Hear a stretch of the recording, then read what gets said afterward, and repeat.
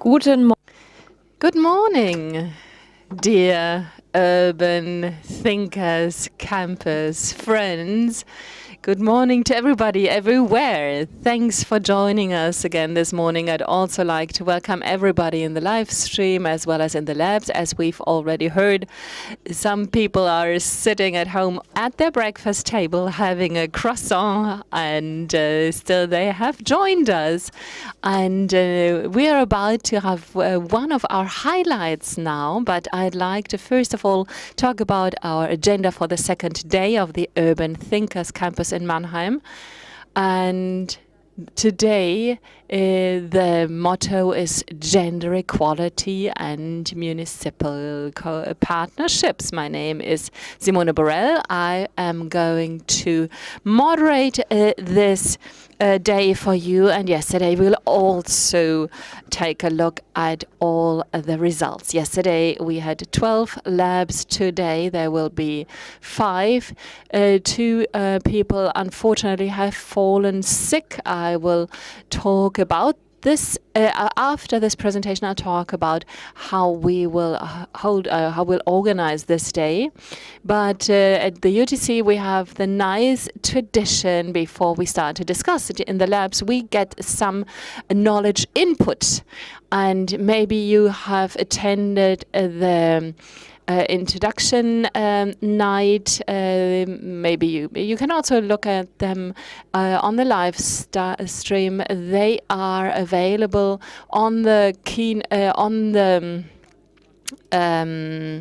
live stream or on our website. And we had 2 great keynote speeches by our guest from Ghana, Mr. Arthur from the Ministry of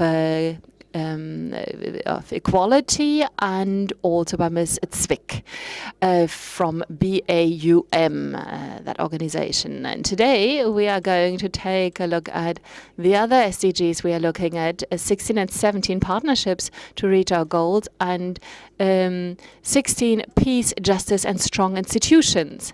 And this is a question that the UTC also keeps thinking about. How do we intend to live in the future as partners? How do we rather co-create instead of fight each other? And maybe we've already had this in the past. And there's an expert of ours who is located quite close to our city hall here, the holy grail of democracy, as it's sometimes called. And I'd like to welcome Professor Dr. Annette Kehnel, who always has been very popular amongst the students here. She holds a professorship for medieval history at the University of Mannheim, and she has also been the dean of the Philosophical University of Mannheim. And last year she published a book. And this book received an award for having taken a look at the focus of her research. She said, and that is also the title of her presentation, we have been able to do things differently. And she says there are some examples from medieval convents, religion, economy, where there were pre-modern economic endeavors that didn't exclusively focus on maximizing the individual's benefits, but rather trying to improve the benefit for everybody. Now, the floor is yours, Ms. Kehnel. Well, thank you so much for inviting me. I'm very happy to be present at the early bird program in this on this beautiful Saturday morning at 9 o'clock.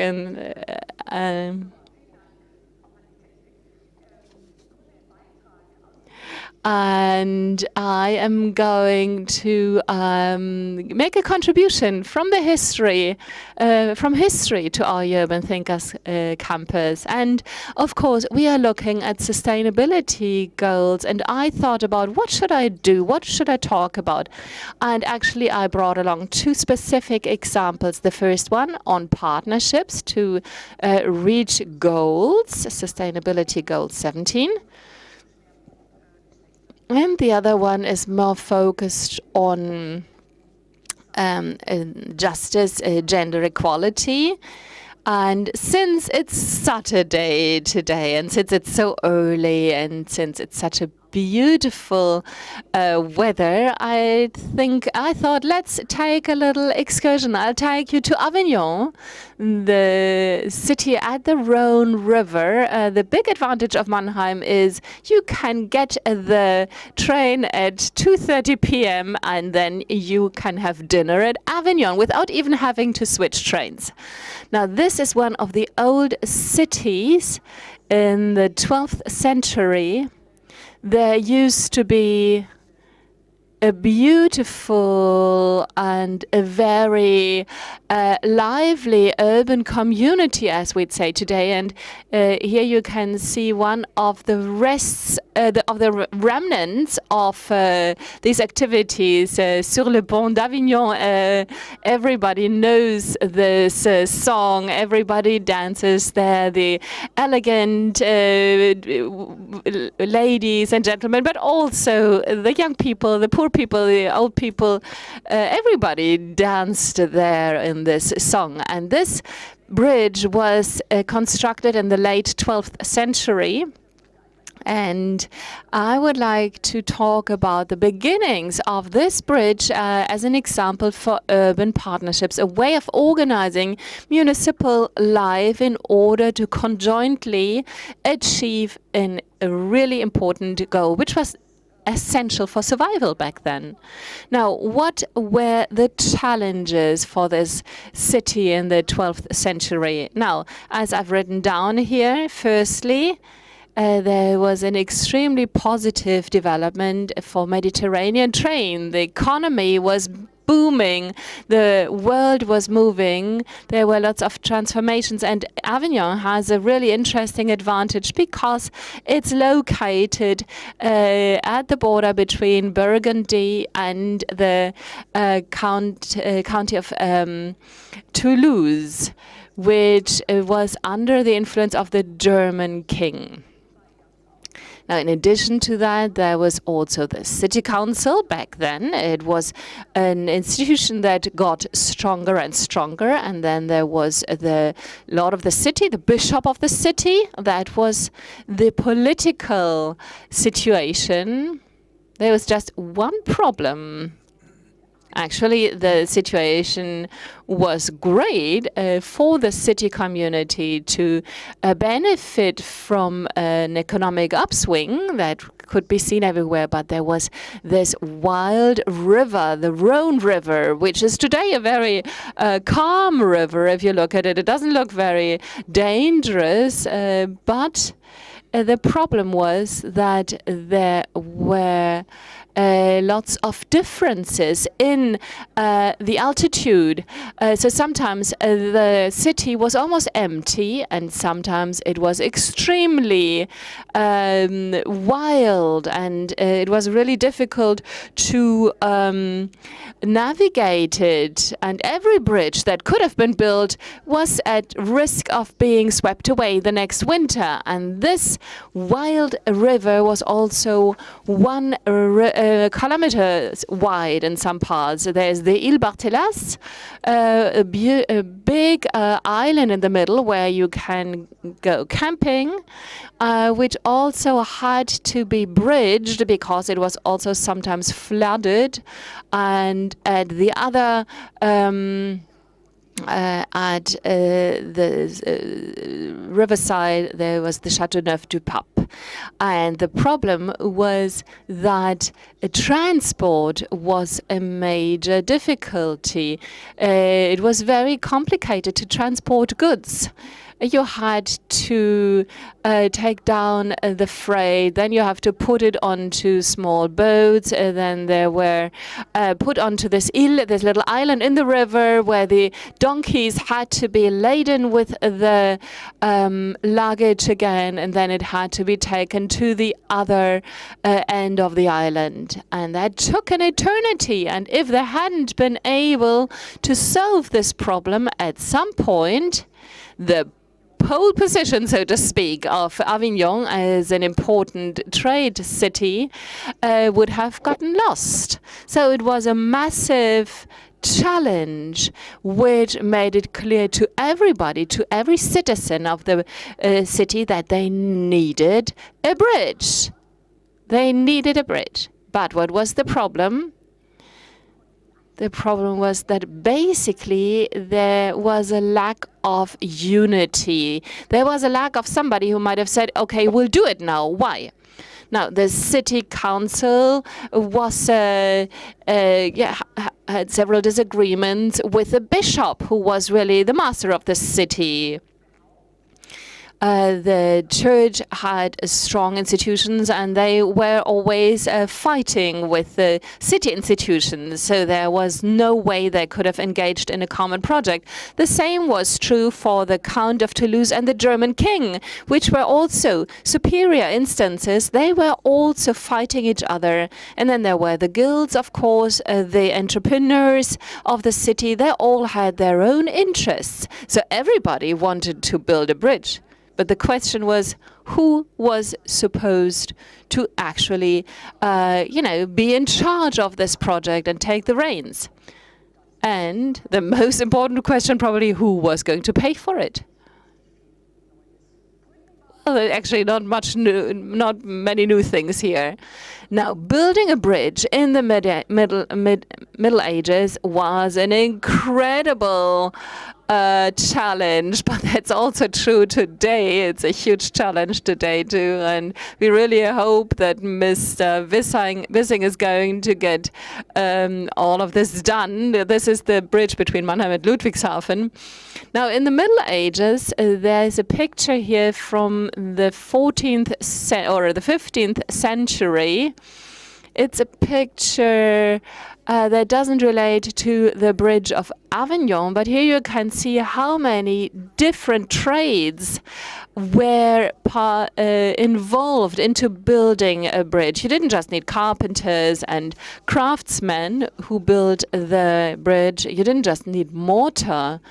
But you can see this man in the middle carrying the buckets. Then you see bricklayers. And then a little farther up, you can see people cutting trees. You need scaffolds. You needed all the raw materials, the logistics that carried the stones from the quarries. And of course, you also needed engineers. And in order to build bridges, just as in the past, you also needed engineers that worked underwater, and you also needed bricklayers who worked below the waterline. You needed divers who did that, and you needed an incredible amount of tradespeople who moved to the city with their families. So you also needed the logistics, the gastronomy, catering. All of that was a major challenge, but of course everybody also benefited from it. The tradesmen, the engineers, they all brought a lot of money into the city, but everything had to be implemented and coordinated, and to that end you needed a clear goal that the city was to tackle together. Now, how to do this? In the Middle Ages, as in the past, you needed partnerships to achieve your goals. And such partnerships to implement your goals, it was really amazing. Building bridges is an extremely complicated matter if you ever look at it. And one potential type of partnership that you might have seen already is bridge brothers. Maybe you've already seen that. And those bridge brothers take on the task of looking at bridges which have become, which are in a poor condition, and they repair them. It's also a big adventure. It's really a private initiative. You know, they work on ropes, and there's a collective sponsoring, partly also through crowdfunding, where people make sure that the bridges are maintained. And I think our bridge brothers, you know, in the past, these were also brothers. Les frères Dupont, these were also brothers who worked on on building these bridges. And it is a type of cooperative work, cooperation, that was founded in the late 12th century in Avignon. And I'd like to very briefly talk about how these bridge brothers back then shaped their alliances. And you will be amazed now. Does anybody have an idea who can do that? The bishop, the city council, the king, the count of Toulouse? Nobody. None of those people who had been in the city for a long time. But who made it? Who managed to do this? A no-name from the Cevennes mountains. A young man, he was maybe 16 or 17. And he came from the mountains, the Cevennes, where he worked as a shepherd or grew up as the child of shepherds. He came to Avignon. He wanted to live in the city, and he had plans and ideas. And this young man, called by the name of Benedict, because he was so young, he was called Benessé. He came to Avignon, and he had a clear vision. He wanted to build a bridge, and his contemporaries call him the Auctor Pontis, which is the same as initiator of the bridge. So he created an initiative which looked at the implementation, the fulfilling of an urgent need, a young person who came from the outside. It's very interesting. Historically speaking, there are lots of those cases where young people actually set the impetus, set the impulse for kicking off important projects. I think Greta Thunberg is maybe one of the most important well-known examples for today. Now, this Benessé came to the city. He knew that the bridge had to be built, and in the Middle Ages it was worded in a different language. He said, God told me to build the bridge. And with this, he went to the bishop and explained to him what he wanted to do. And the bishop said, well, grow up first, boy, and then we'll see. And then he went to the city council, and the city councillor said, well, nice of you to visit us. I mean, they're friendly, but actually they just laugh at him. A young man who doesn't have any idea about building bridges, water, or trade. He wants to build the bridge. Well, and then something happened that people called a miracle back then. This Benessé got stones, and he started a first attempt of showing how he wanted to solve the logistics problem. Within just one night, he obviously was able to mobilize so many people that they managed to transport all the stones to the riverside and to build the bridge. And that made people start to respect him, and people started to be less distrustful of him. And there are, in the sources, there are first deeds of sales. For example, an affluent citizen a lady from Toulouse, for example, sold him a plot of land where the bridge could be started. And slowly but surely, all the citizens and entrepreneurs started to back up this project.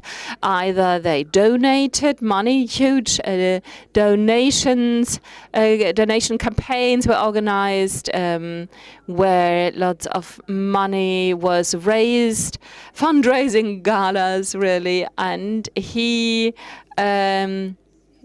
collected also, he also assembled people who were able to organize all of this. Now, this is a reconstruction of the medieval bridge from the 19th century. Starting from the old part of the city in Avignon, there is this bridge almost 1 kilometer long across the Rhone River. And this is a more colorful picture that on the right-hand side you can see the papal palace and the old part of the city, and on the left side there is the Châteauneuf du Pape, and in between this bridge, and there was the river flooded ever so often. Now we had just the tourist organization of Avignon made a movie about this construction project back then. This is a reconstruction dating back to the 16th century, and in around 1550 this is what the bridge probably looked like. In the 12th century they didn't build the whole bridge of stone back then, but in 1177 construction started, and within just under 10 years a bridge was built, partly of wood and partly of rock, that allowed to get across the river. Now the question is, how did they achieve that? I have already made a hint, gave you a hint, what we call urban campaigns, crowdfunding, community action. That was the secret behind this achievement. I would just want to give you two insight so you can see how professionally they proceeded. So Benezet was not alone, of course. He established a team, and this team called itself Bridge Brothers, les Frères Dupont. There were also sisters included. They were also involved in this community. Fraternity doesn't mean that there were only men involved, but there were women who were gathering money, collecting money, and there were clearly women involved in this fraternity. It's the typical name. I can't change that. So there were men and women involved in the fraternity. And this is an overview of the port rights acquired by the community. And they took a very professional approach, and with their donations they received, they bought up the old port rights from various individuals. And so basically they had the right to traverse the river and to also to charge tolls. And one of my team members drew this up. So there were various charges in tolls for horsemen, for donkeys, for oxen, for cows, and so forth. So a pedestrian had to pay half a dinar, and then traders, candle makers, they had. So anybody in involved in commerce, had to. They belong to what you could call a daily needs sector, and candles were always in demand, and their toll was reduced, and trade for the basic supplies was also privileged. So with this income, this bridge fraternity was able to fund itself, and in the long term, for maintenance and repair, they were able to use those funds for that. Benesse, and this is a bit sad, unfortunately, but he died before the bridge was completed. But obviously, he had to pay a high price for his bridge building activities. But he is a milestone in the history of the city, and now the bridge is called the Bridge of Benesse. And this model was copied afterwards. Now, this is the region around Avignon, and those bridge brotherhoods, fraternities, came up everywhere. And they were involved in building bridges and maintaining them. And this was the best way to organize this major project. And in a similar way, this is true for various bridges and dams all across Europe. By this systematic form of crowdfunding, urban crowdfunding, allowed people to maintain those bridges. This was a model that was popular across Europe. And today, this collecting money was handled in close cooperation with the churches. A church usually had a license for collecting money, and they charged for that. And these were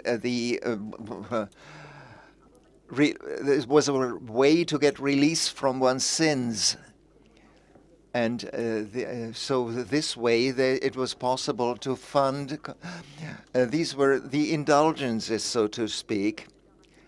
And so people had a major interest in getting a license from the Church of the Pope in order to collect funds. So if we still have time, then I would like to give you yet another example on the topic of gender equality. Just briefly, in those last 7 minutes, I think I still have. All right, good. So you're saying there's still time for me. Okay. Now we go to the other end, not really, but some of you may have already been in the city of Ghent, or, for instance, also still Ghent, or Dendermonde, and Bruges, and a different picture of Bruges. These are urban construction types and urban landscapes. And maybe you can, this is a wonderful example in Dendermonde. This is an urban district, a form of urban construction which is characterized by a more or less enclosed premises. In the center you see a church, and there's a lot of green space there. This type emerged or was invented also in the 12th and 13th centuries. It's quite a clear-cut design to this whole district, with townhouses, we would call them today, that offer a protected area inside.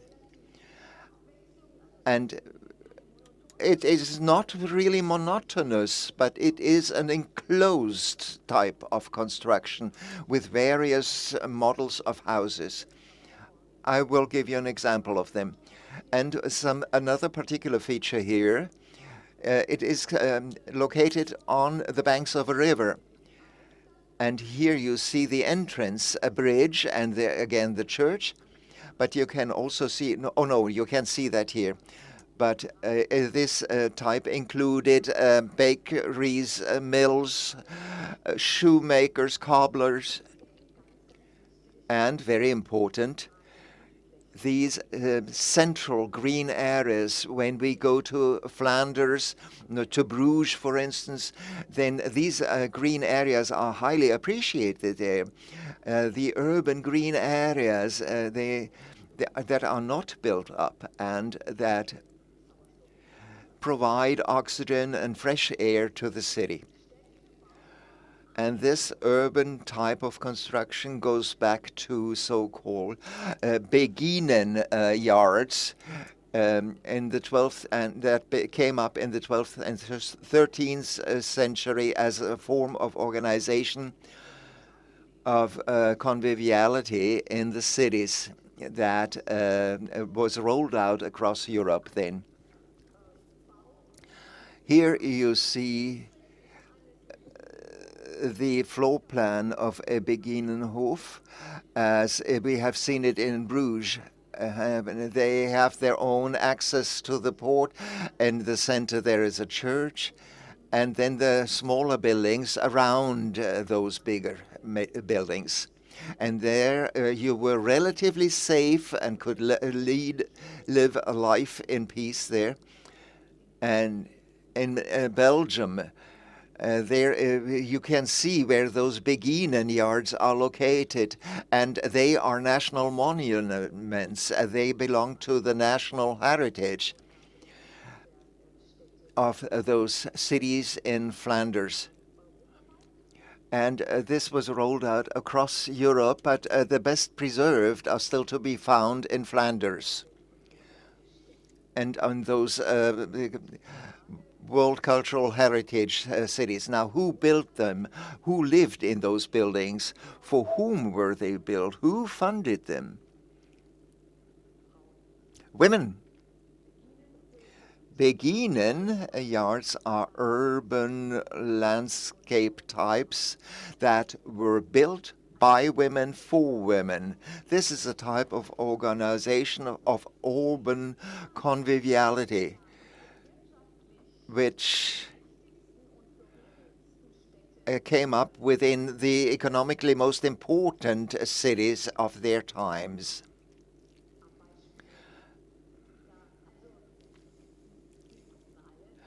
Well, you're a bit irritated, of course.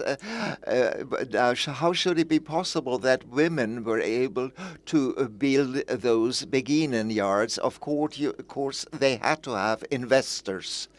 And those investors, they were members of the local elites in the cities.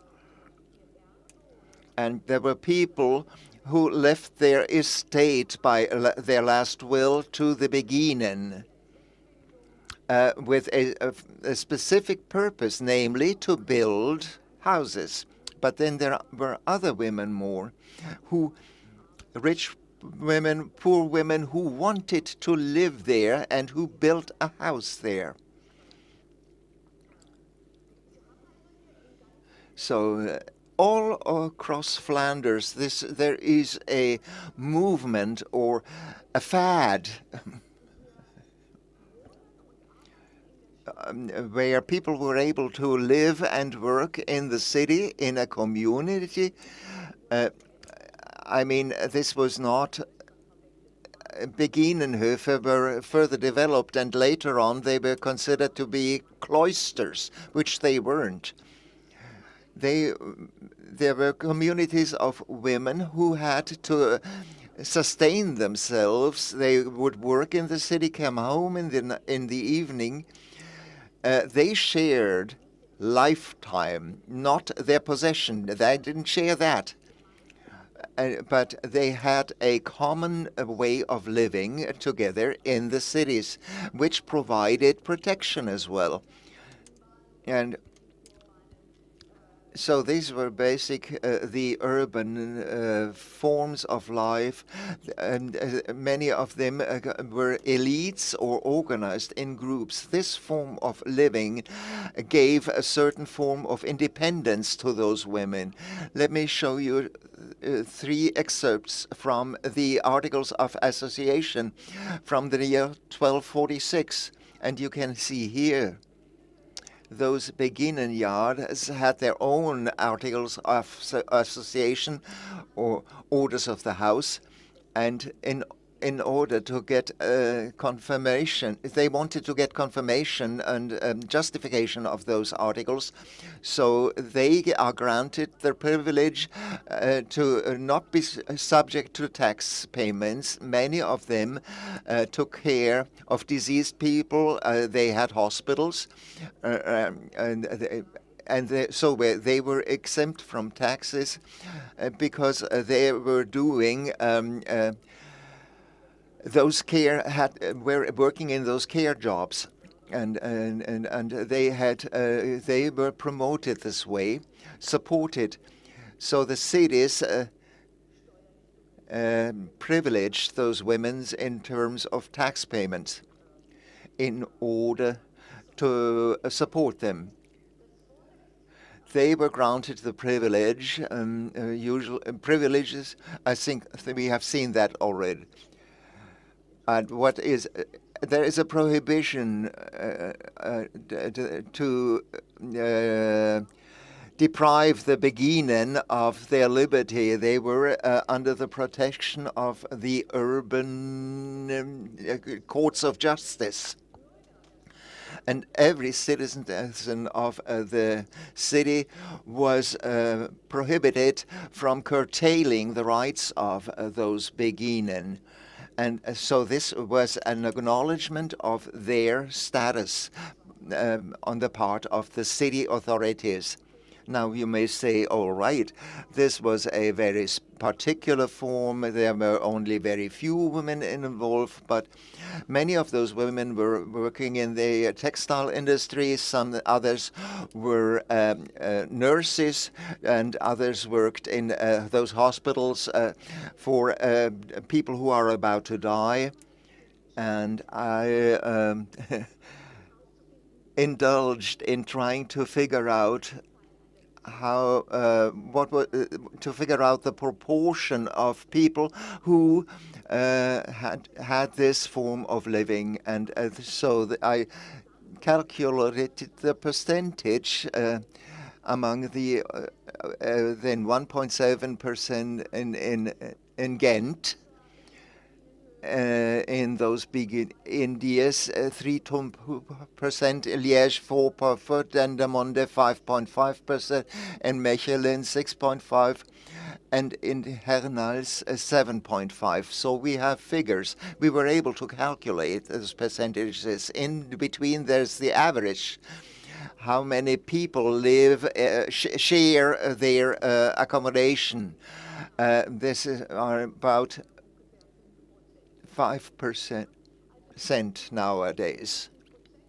So these are similar percentages like as compared to today's figures. Beginnen were there were only women who shared accommodation. And so this still exists more or less in many cities who have this model of living together of those early women. And they have rediscovered this as a modern time urban way of living. Particularly in Cologne, Germany, there is a major activity underway.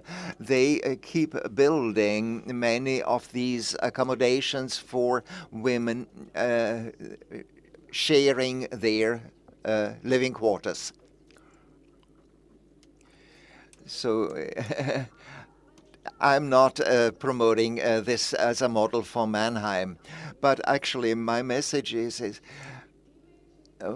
those people who lived before us before our time and had to face challenges just as we do nowadays. I think history opens our eyes for what's possible.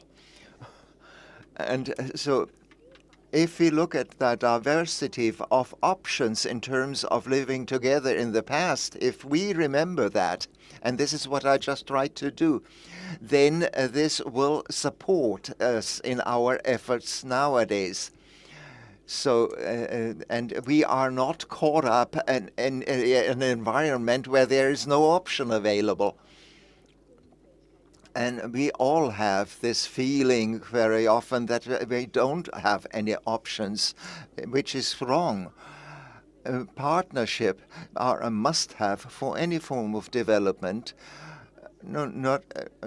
It's not just competition that's good for business. No, it is cooperation as well. And this is sustainability in our strategy to live. And both examples I have given you show this. And the founder, Isabella von Henniger, of those beginning yards, she supported this project. And you have to work for the common good. And this is also important for urban authorities to understand. Even though there is a risk involved that things won't always work out the way you want them to. And also, what's good will have consequences. We often forget this. The sustainability that we can see in history. We don't just have to remember, we learn so much in history in school about wars, about conquests, about destruction. And we learn a lot about all sorts of destruction, but the history of what's good is less visible. You just have to go to the museum. You find armors and weapons there because they were made of durable material. I have never seen a hammock or underskirts in a museum because they are part of the economic cycle. And this brings me to the end of my presentation. We cannot change the wind, but we can set the sails in different ways. And this is what we can learn from history. And I hope that I didn't make you fall asleep. Instead, I hope I have whet your appetite to learn from history. Vielen lieben Dank. Well, thank you so much, Professor Dr. Kehnel from the Mannheim University. And you certainly did not make us fall asleep, but you rather set us thinking. And I've written down a few of the things you said. And I'd be happy to make a second presentation to follow up on yours. But it's so important to emphasize that the good things, as you mentioned, the good things in history, sustainable things, are much more quiet than the things that we often pay attention to. And you also said history trains our sense of possibility, and that is clearly something that we want to do in the Urban Thinkers Campus. We want to show opportunities and ways, and we discussed about this yesterday, what might be possible in a city, in our global conviviality. And I have taken our flyer while you made your presentation. I took a look at all the different labs, and I said, well, many of the things that you talked about are already present today, also present today. For example, in Urban Lab 1, we discussed about administration, communication. You showed the bylaws of the Beginenhöfe. We talked about gender equality in labs. We talked about the visibility of lesbian and queer people in the public space. You showed the Beginenhöfe, which are really a way of integrating the female perspective into our way of living and into our cities. And we will talk about city planning, which is also part of your presentation, in more detail today. And yesterday you also talked we also talked about another topic that's really important.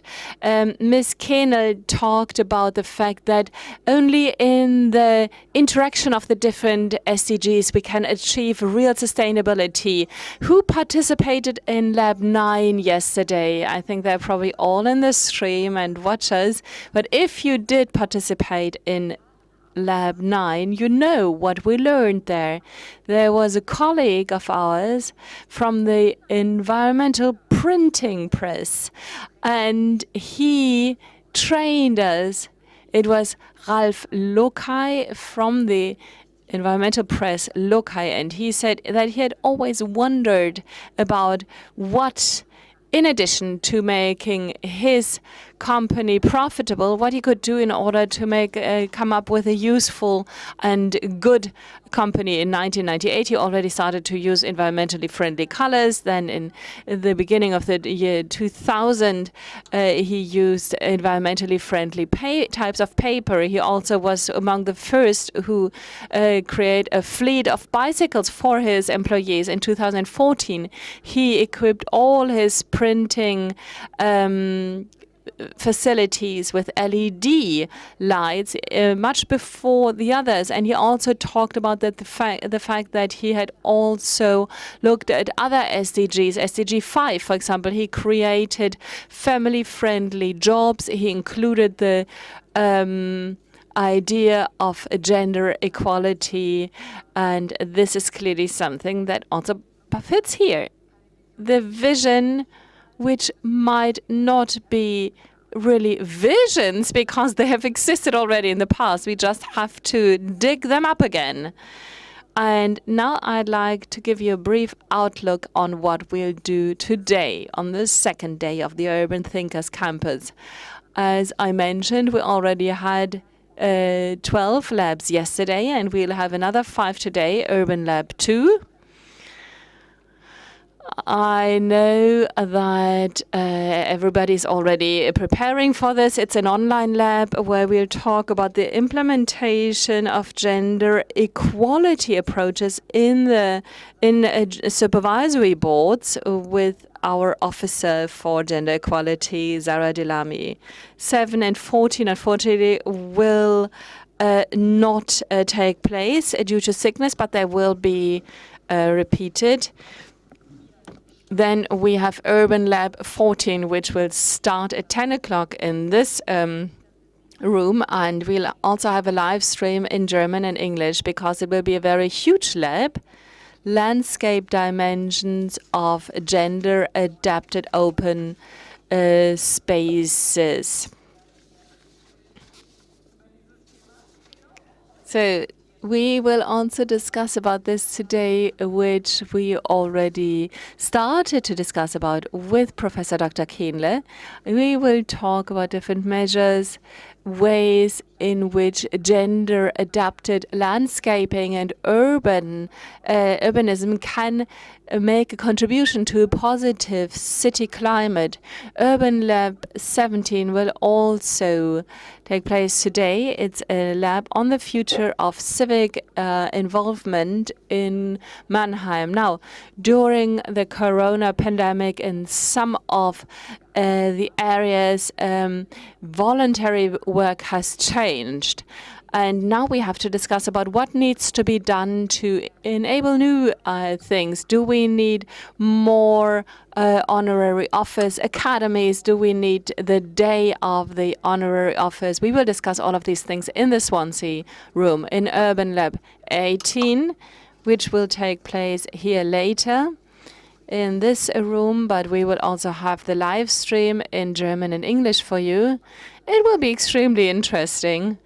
It also has a lot to do with the keynote of today, the gender-specific design of urban spaces. Maybe there will be a Beginenhof in Mannheim after all.